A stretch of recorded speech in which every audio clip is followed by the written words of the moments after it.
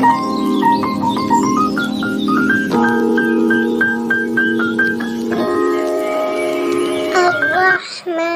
الرحیم، جو سب پر مہربان ہے، بہت مہربان ہے۔ مالک یوم الدین، جو روز جزا کا مالک ہے۔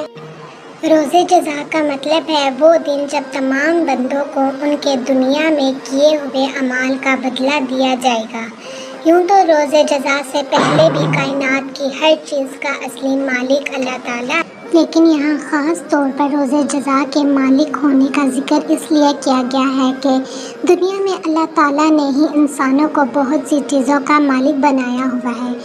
یہ ملکیت اگرچہ ناقص اور عارضی ہے، تاہم ظاہری صورت کے لحاظ سے سب ملکیت ہی ہے، لیکن قیامت کے دن جب اللہ تعالیٰ جزا سزا کا مرحلہ آئے گا تو یہ ناقص اور عارضی ملکیت بھی ختم ہو جائے گی۔